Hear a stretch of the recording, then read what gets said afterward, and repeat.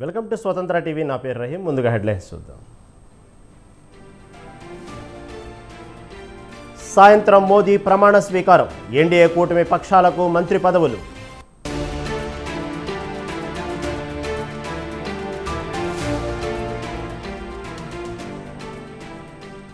తెలుగు రాష్ట్రాలకు చెందిన 4 మంత్రి పదవులు. ఏపీ నుంచి 2, తెలంగాణ నుంచి 2 చోటు.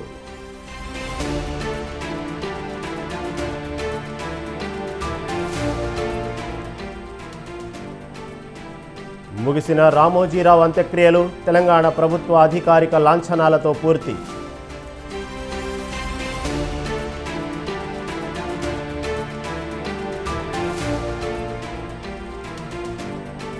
రామోజీ అంత్యక్రియల్లో పాల్గొన్న చంద్రబాబు. పాడె మోసిన టీడీపీ అధినేత. పాల్గొన్న ప్రముఖులు.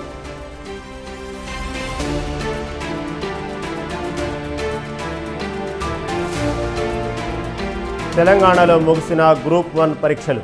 నిమిషం నిబంధనతో పలువురు అభ్యర్థులకు నిరాశ.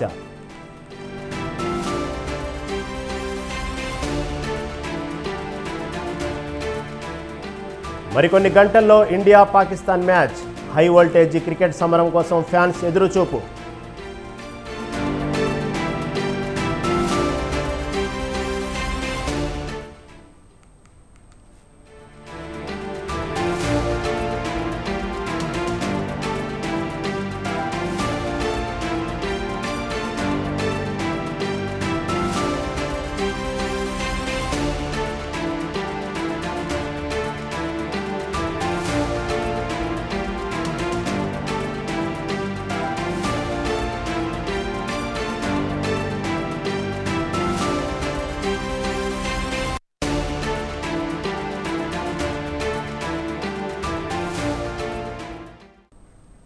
బ్రేకింగ్ న్యూస్ చూస్తున్నాం. కాకినాడ జిల్లా తాటిపర్తిలో జనసేన వర్సెస్ టీడీపీ రాజకీయం హాట్ టాపిక్గా మారింది. అపర్ణదేవి ఆలయ బోర్డు బాధ్యతల కోసం ఇరు వర్గాల మధ్య వార్ ముదురుతోంది. నిర్వహణ కమిటీ కోసం జన సైనికులు, తెలుగు తమ్ముళ్ల మధ్య ఘర్షణ వాతావరణం నెలకొంది. ఆలయ బోర్డు బాధ్యతలు తమకే కేటాయించాలని ఇరు పార్టీల శ్రేణులు పట్టుబడటంతో ఘర్షణ చోటు చేసుకుంది.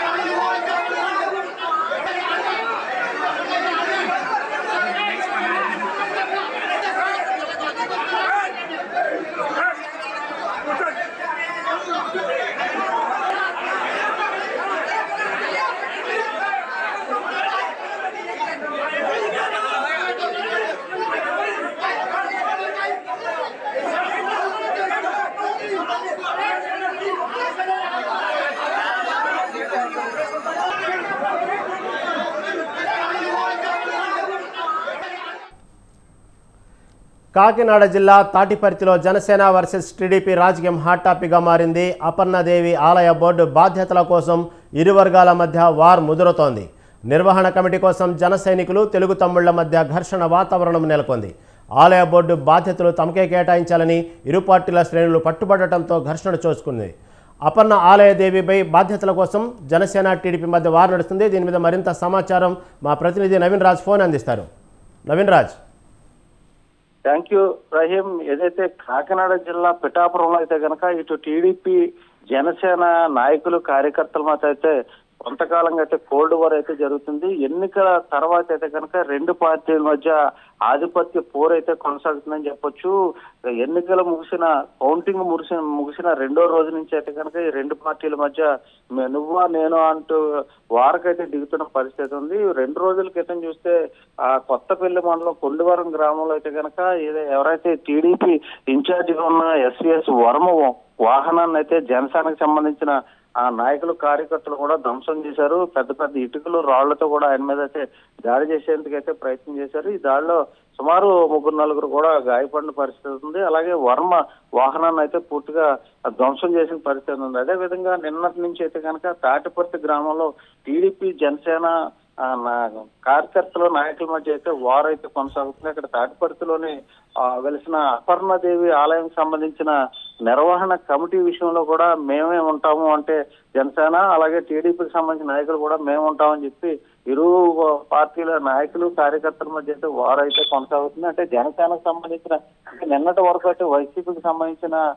నాయకులు అయితే ఈ కమిటీ నిర్వహణ కమిటీలో ఉన్నారు. అయితే 2 రోజుల క్రితం మేము ఈ నిర్వహణ నుంచి తప్పుకుంటున్నాం, మీరు ఉండండి అని చెప్పేసి జనసేన నాయకులకైతే ఈ తాళాలు, ఈ అపర్ణాదేవి ఆలయానికి సంబంధించిన తాళాలన్నీ కూడా జనసేన నాయకులకైతే ఇచ్చేసారు. దీంతో టీడీపీ నాయకులు కూడా నిర్వహణ కమిటీ అయితే మేము కూడా ఉన్నాం కాబట్టి మేము ముగ్గురు మీరు ముగ్గురుతో ఒక కమిటీ వేసుకుందాం అని చెప్పేసి టీడీపీ నాయకులు చెప్పడంతో దాన్ని జనసేన నాయకులైతే ఒప్పుకోవడం లేదు. దీంతో 2 పార్టీల మధ్య అయితే కనుక ఘర్షణలో, తోపులాటలో, కొట్లాటలు కూడా జరుగుతున్న పరిస్థితులు. ఈ విధంగా పిఠాపురంలో అయితే కనుక 2 పార్టీల మధ్య కోల్డ్ వార్ అయితే కొనసాగుతున్న పరిస్థితి అయితే ఉంది. అదేవిధంగా ఎస్విఎస్ వర్మకి సంబంధించి అలాగే ఎంపీగా నెగ్గిన శ్రీనివాస్ మధ్య అయితే కనుక తంగెళ్ల ఉదయ్ శ్రీనివాస్ మధ్య అయితే కొంతకాలంగా అయితే విభేదాలు అయితే ఉన్నాయి. గతంలో కూడా 2 పార్టీలు కలవాలని 2 పార్టీలు నిర్ణయించిన నేపథ్యంలో కూడా ఇద్దరి మధ్య కూడా ఘర్షణలు జరిగిన నేపథ్యంలో ఈ వివాదాలు తలెత్తున్నాయని చెప్పొచ్చు.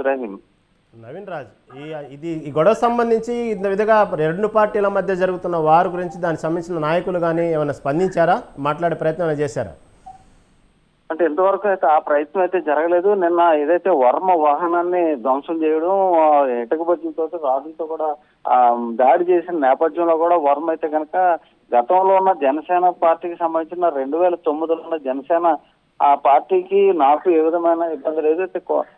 ఈ మధ్య వచ్చిన కమిటీ అంటే తంగెళ్ల ఉదయ్ శ్రీనివాసు ఎంటర్ అయిన తర్వాత ఈ విభేదాలు వస్తున్నాయి అన్నట్లుగా ఆయన అయితే బహిరంగంగానే చెప్తున్నారు. ఎంపీ తంగెళ్ల ఉదయ్ శ్రీనివాస్ వెనుకుంటే ఈ తంతు నడిపిస్తున్నారని చెప్తున్నారు తప్ప అంటే జనసేనకు సంబంధించి ఇంతవరకు కూడా ఎవరు స్పందించలేదు. వర్మ అయితే కనుక నిన్న జరిగిన ఘటన మీద కూడా నేను ఏ విధమైన ఫిర్యాదు చేయడం లేదు, పోలీసులు ఏం చర్యలు తీసుకుంటారో నేను వెయిట్ చేస్తాను, దీనికి సంబంధించి మా అధిష్టానం కూడా ఎవరి మీద ఫిర్యాదు చేయొద్దని చెప్పి వర్మ చెప్తున్న పరిస్థితి ఉంది. Okay right Naveen Raj, thank you for updates.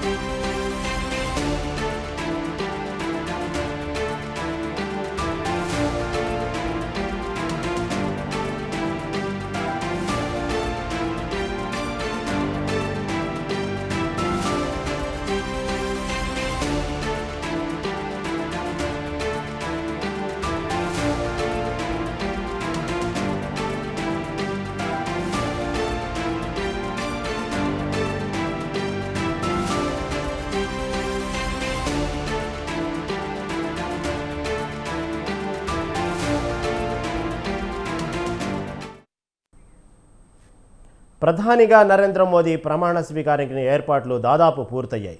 ఢిల్లీలోని రాష్ట్రపతి భవన్లో మోదీ ప్రమాణ స్వీకారోత్సవం జరగనుంది.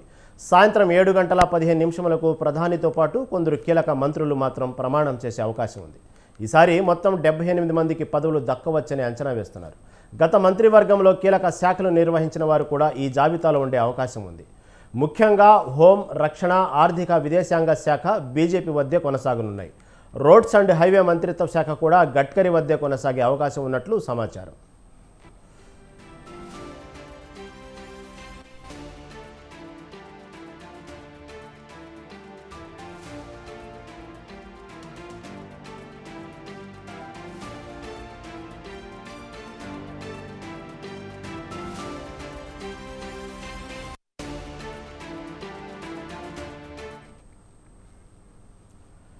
ఎన్డీఏ పక్ష నేతలు చిరాగ్ పాస్వాన్, హెచ్డి కుమారస్వామి, అనుప్రియా పటేల్, జయంత్ చౌధరి, జతిన్ రామ్ మంఝీ, సోనోవాల్, కిరణ్ రిజిజు వంటి వారు ఇవాళ ప్రమాణ స్వీకారం చేసేవారి జాబితాల్లో ఉన్నట్లు తెలుస్తోంది.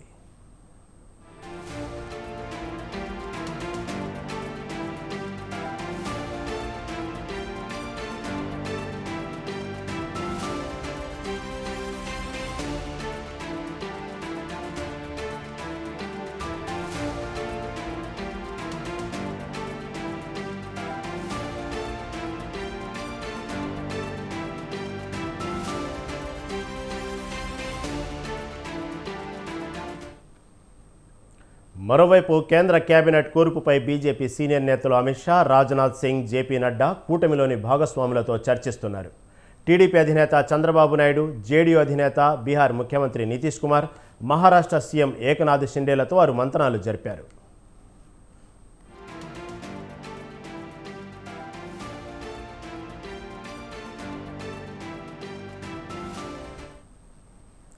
తెలుగు రాష్ట్రాలకు చెందిన నలుగురికి కేంద్ర కేబినెట్లో చోటు లభించింది. ఏపీలో నుంచి శ్రీకాకుళం ఎంపీ రామ్మోహన్ నాయుడు, గుంటూరు ఎంపీ పెమ్మసాని చంద్రశేఖర్, తెలంగాణ నుంచి కిషన్ రెడ్డి, బండి సంజయ్ పేర్లు కన్ఫామ్ అయ్యాయి.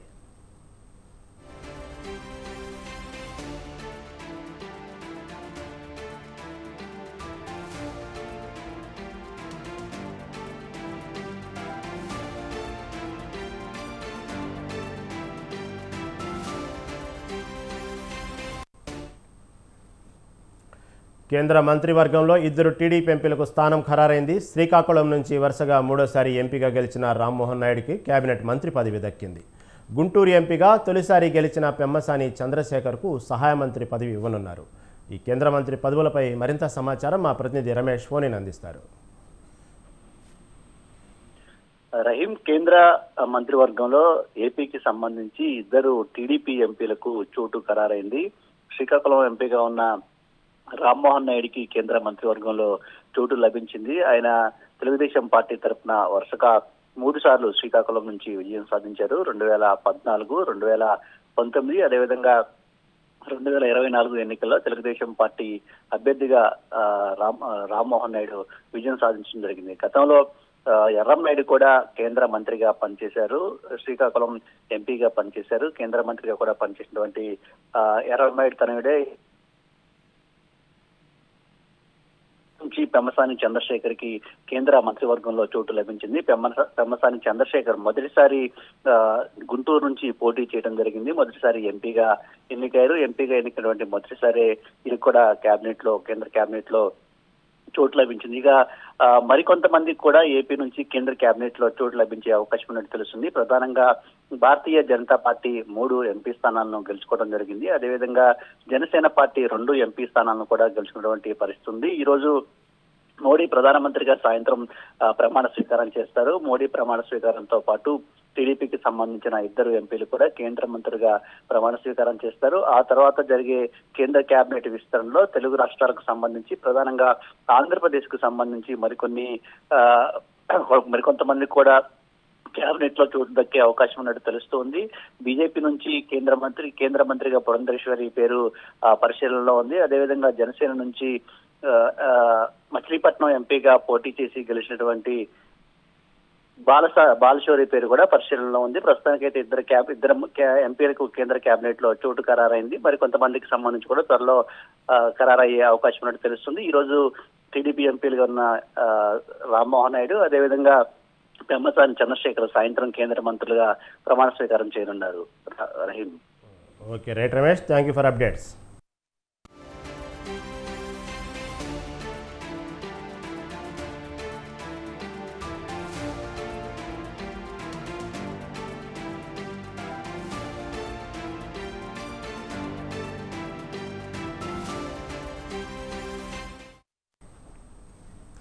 ఏపీ ఎన్నికల్లో వైసీపీ ఘోర ఓటమికి జగన్ ఒక్కడే కారకుడు కాదని పుదుచ్చేరి ప్రభుత్వ ఢిల్లీ ప్రత్యేక ప్రతినిధి, మాజీ మంత్రి మల్లాడి కృష్ణారావు అన్నారు. వైసీపీ ఓటమికి ఆ పార్టీ ఎంపీలు, ఎమ్మెల్యేల వైఖరి అసభ్యకరంగా ఉండటం కూడా ఒక కారణమని అభిప్రాయపడ్డారు. ప్రభుత్వం చేపడుతున్న పథకాలలో ఉన్న లోపాలను, గ్రౌండ్ రియాలిటీలను జగన్ తెలుసుకోలేరని అన్నారు. వైసీపీ ప్రభుత్వం సంక్షేమం పట్ల అధిక ప్రాధాన్యత ఇచ్చినప్పటికీ అభివృద్ధి విషయంలో వెనుకబడిందని చెబుతున్న మల్లాడి కృష్ణారావుతో మా ప్రతినిధి Naveen Raj face to face. YCP ప్రభుత్వం అయితే కనుక ఘోరంగా ఓడిపోయింది. టీడీపీ అధికారంలోకి అయితే వచ్చింది. 12వ తారీఖున అయితే టీడీపీకి సంబంధించిన ప్రభుత్వం అయితే ఏర్పడబోతుంది. దీనికి సంబంధించి అసలు వైసీపీ ప్రభుత్వం ఓటమి గల కారణాలు, అలాగే అసలు ఈ తదితర అనంతరం జరుగుతున్న పరిణామాల మీద అయితే పుదుచ్చేరి ప్రభుత్వ ఢిల్లీ ప్రత్యేక ప్రతినిధి, మాజీ మంత్రి మల్లాడి కృష్ణారావు మన దగ్గర ఉన్నారు. సార్ చెప్పండి, అసలు ఏపీలో అసలు వైసీపీ ప్రభుత్వం 150 సీట్లు ఉన్న ప్రభుత్వం 11 సీట్లకు పరిమితమైంది, ఘోరంగా ఓడిపోయింది. దీనికి ప్రధాన కారణం ఏంటంటారు? అంటే ప్రధాన కారణాలు అంటే ఒకరినే మనం బాధ్యులు చేయడం అనేది కరెక్ట్ కాదు. ప్రతి ఒక్కరూ ఒక పార్టీ అన్నప్పుడు అన్ని రంగాల నుంచి, అన్ని కమ్యూనిటీ నుంచి ఏం జరుగుతుంది, గ్రౌండ్ లెవెల్లో ఏం జరుగుతుంది అన్నది తీసుకోగలగాలి. అది జరగలేదు. చెప్పడానికి చెప్తే అతను పట్టించుకోలేదా, లేదు అతనికి అన్నీ నాకే తెలుసు అని చెప్పేసి ముందుకెళ్ళారన్నది తెలియలేదు.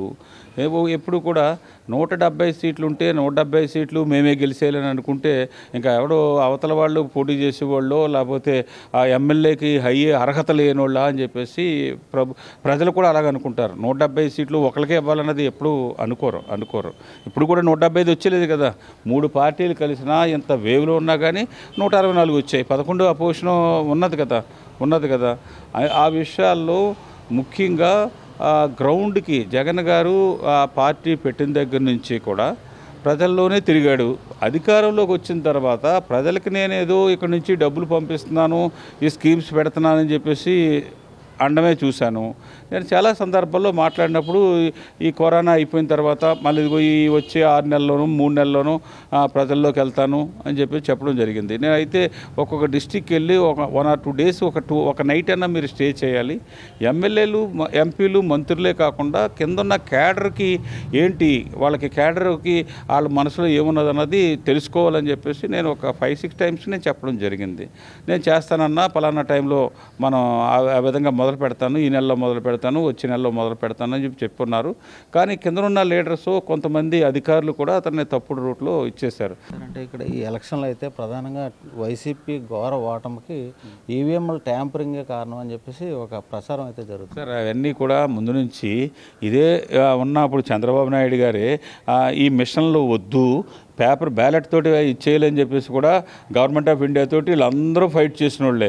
ఆవేళ జగన్ గారు కానీ, వైఎస్ఆర్ పార్టీలు, వివిధ పార్టీలు కానీ మాట్లాడలేదు. ఇప్పుడు ఓడిపోయిన తర్వాత ఈ మిషన్లో వాళ్ళు కావాలని చేయించుకున్నారని అంటే అది అసమర్థతే తప్ప ఎవరో మాట్లాడుతున్నారంటే ఓడిపోయినోడు నాకు మిషన్ల వల్ల ఓడిపోయినాను, లేదా పలానోడు చేత ఓడించేసాడు అని చెప్తారు. గెలిచినప్పుడు మాత్రం నా ముఖం చూసే ఓటేశారని చెప్తారు. అప్పుడు చెప్పాలి కదా. గెలిచినప్పుడు పలానా వాళ్ళు కూడా సహాయంతో గెలిచామని చెప్పే వాళ్ళు ఎంతమంది ఉన్నారు? ఓడిపోయిన వాళ్ళు మాత్రం ఆ పలానోళ్ళు వాళ్ళ ఇన్స్ట్రక్షన్ తోటే మేము ఓడిపోయామని చెప్తే అవతల వాళ్ళకి అప్పుడే తెలుస్తుంది. అంతేగాని అలాగే వెల్ఫేర్కి సంబంధించి వైసీపీ గవర్నమెంట్ అయితే ప్రయారిటీ అయితే దానికే ఎక్కువ ప్రయారిటీ ఇచ్చింది. వాళ్ళే ఓట్లు వేస్తారు, మేము నెగ్గుతాం అనేది. అంటే ఇప్పుడు ఓట్లకి రాకపోవడం వల్ల ఇలా వెల్ఫేర్ ఇవ్వడానికి కొన్ని పార్టీలు కానీ ప్రభుత్వాలు కానీ ముందుకు రావు అనేది ఒక చర్చ నడుస్తుంది. అంటే ఇప్పుడు ఈ వచ్చే ప్రభుత్వం కూడా వెల్ఫేర్ దానికి ఏమీ మేము తగ్గించాం, ఇంకా ఇస్తామని చెప్పేసి అన్నారు కదా. ఆ మాటను అనుకోకపోతే వీళ్ళని ప్రజలు రాబోయే రోజుల్లో రిఫ్యూజ్ చేయొచ్చు. వెల్ఫేర్ లేకుండా ఓన్లీ డెవలప్మెంట్ అంటే కాదు, పేదోడికి ఏం కావాలో పేదోడికి చేస్తూ ఉండాలి. దాంతో పాటు డెవలప్మెంటు, ఎంప్లాయ్మెంటు ఇవన్నీ కూడా చూడవలసిన పరిస్థితి వస్తుంది. ఆ విధంగా ఈ ప్రభుత్వం వెళ్ళలేదు. వెల్ఫేరే చూశారు.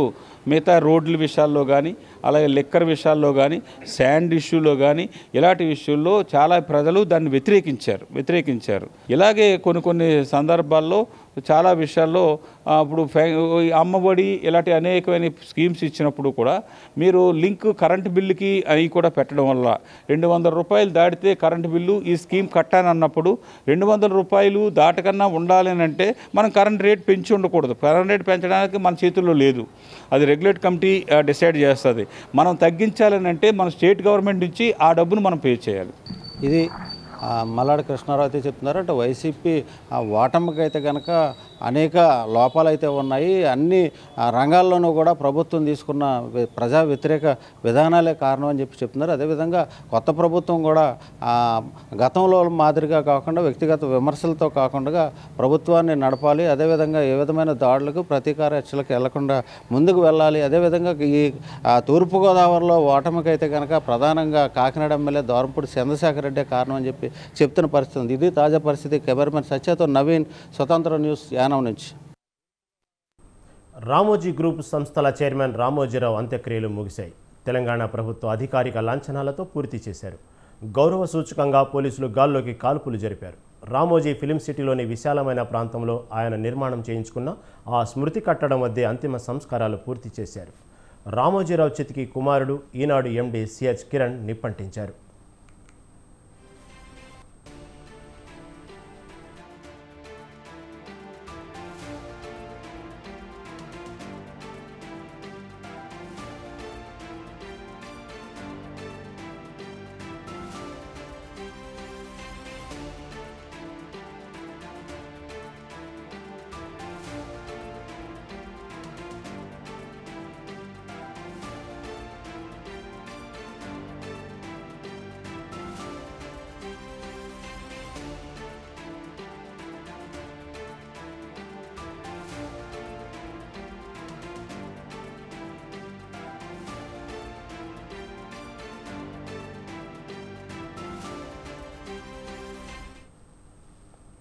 ఫిల్మ్ సిటీలోని నివాసం నుంచి ప్రారంభమైన అంతిమయాత్ర రామోజీ గ్రూపు సంస్థల కార్యాలయాల మీదుగా స్మారక కట్టడానికి చేరింది.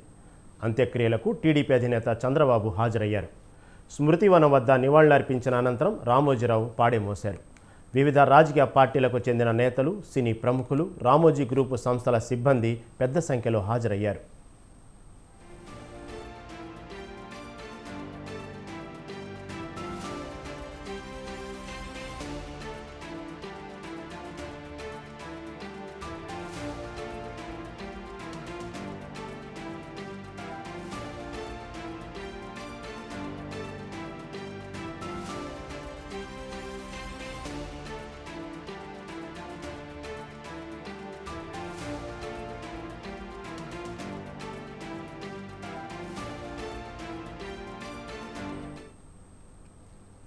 అంత్యక్రియల్లో నారా లోకేష్తో పాటు వివిధ రంగాలకు చెందిన ప్రముఖులు పాల్గొన్నారు. సుప్రీంకోర్టు విశ్రాంత ప్రధాన న్యాయమూర్తి జస్టిస్ ఎన్వి రమణ, తెలంగాణ మంత్రులు తుమ్మల నాగేశ్వరరావు, జూపల్లి కృష్ణారావు, సీతక్కతో పాటు బీజేపీ ఎంపీలు కిషన్ రెడ్డి, బండి సంజయ్ తదితరులు హాజరయ్యారు.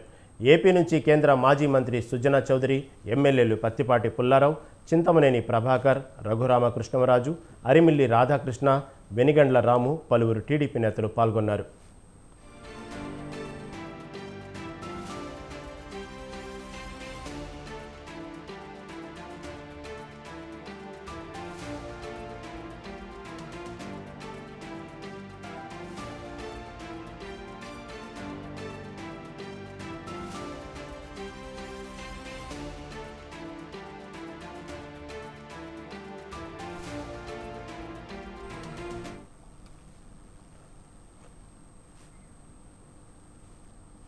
తెలంగాణలోని గ్రామీణ ప్రాంతాలకు వికేంద్రీకృత వృద్ధి, పారిశ్రామిక విధానం రూపొందిస్తున్నామని రాష్ట్ర ఐటీ పరిశ్రమల శాఖ మంత్రి దుద్దిళ్ల శ్రీధర్బాబు అన్నారు. అమెరికాలోని అట్లాంటాలో జరిగిన అటా బిజినెస్ సెమినార్లో ఆయన పాల్గొన్నారు. ఐటీ పరిశ్రమల అభివృద్ధికి బలమైన సంస్కృతిని పెంపొందించడం, ఆవిష్కరణలను ప్రోత్సహించడం తమ ప్రభుత్వ లక్ష్యమన్నారు. హైదరాబాద్తో పాటు తెలంగాణలకు చిన్న మధ్యతరహా పరిశ్రమలు ఆహ్వానిస్తున్నట్లు చెప్పారు. మౌలిక సదుపాయాలకు సంబంధించిన మెరుగైన ప్రభుత్వ విధానాలు రూపొందిస్తున్నామన్నారు. హైదరాబాద్ను ప్రపంచానికి ఏఐ రాజధానిగా మార్చే లక్ష్యంతో ముందుకు వెళ్తున్నామన్నారు.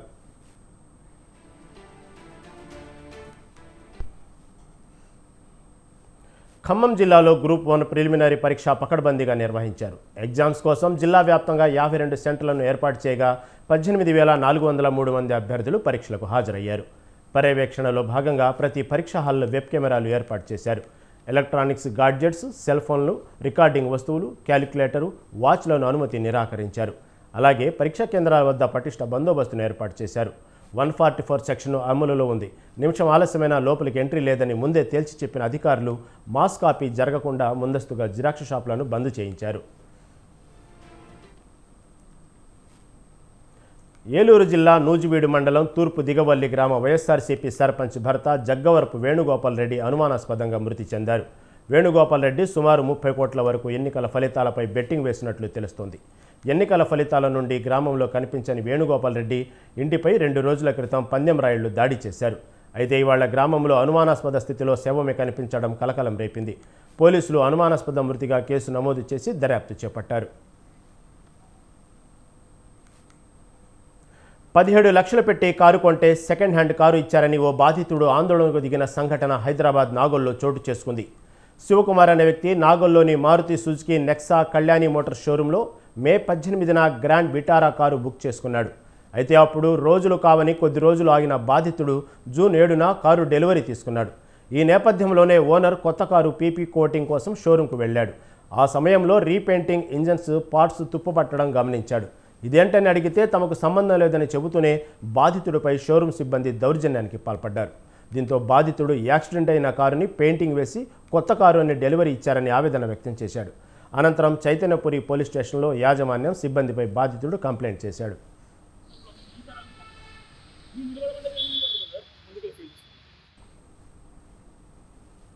తెలంగాణలో ఎన్నికల కోడ్ ముగిసినా రాజకీయ నాయకుల విగ్రహాలకు వేసిన ముసుగులు తొలగించలేదు.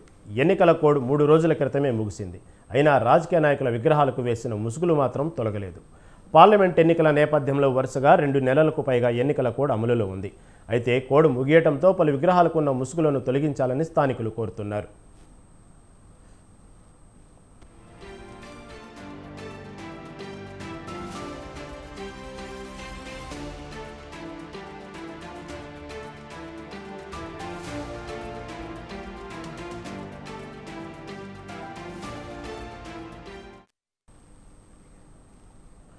టీ20 ప్రపంచ కప్లో అసలు సిసు సమరానికి రంగం సిద్ధమైంది. ఇవాళ భారత్ పాకిస్తాన్ మధ్య గ్రూప్ ఏ పోరు జరగనుంది. ఈ మ్యాచ్ రెండు జట్లకు కీలకం కానుంది. ఐర్లాండ్పై గెలిచి బోణి కొట్టిన టీమిండియా పాక్పై నెగ్గి సూపర్ 8కు చేరువ కావాలని చూస్తుంది. ఇక పాక్ తొలి మ్యాచ్లో అమెరికా చేతిలో సూపర్ ఓవర్లో అనూహ్య పరాభవాన్ని మూటగట్టుకుంది.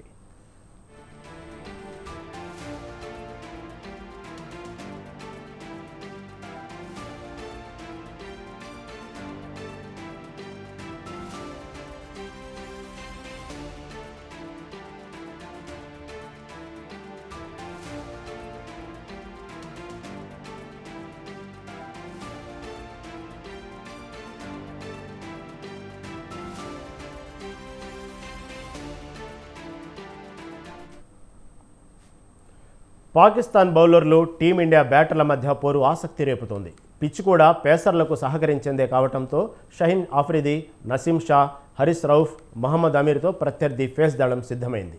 అయితే భారత్కు అత్యుత్తమ బ్యాటింగ్ లైనప్ ఉంది. ఓపెనర్లు రోహిత్ కోహ్లీతో పాటు పంత్, సూర్యకుమార్, శివం దూబే, హార్దిక్ బ్యాటింగ్ ఆర్డర్ పటిష్టంగా ఉంది. ఐర్లాండ్పై అర్ధశతకం చేసిన రోహిత్, పంత్తో పాటు కోహ్లీ, సూర్యకుమార్ లాంటి వారు ఉన్నారు. దాంతో భారత్ పరుగుల వేట కొనసాగుతుందని అభిమానులు అంచనా వేస్తున్నారు. టీ20 ప్రపంచ కప్లో పాకిస్తాన్పై టీమిండియాది మెరుగైన రికార్డు. ఇప్పటి వరకు ఈ పొట్టి క్లబ్లో దాయాది 7 మ్యాచ్లు ఆడగా కేవలం ఒక దాంట్లోనే భారత్ ఓడింది.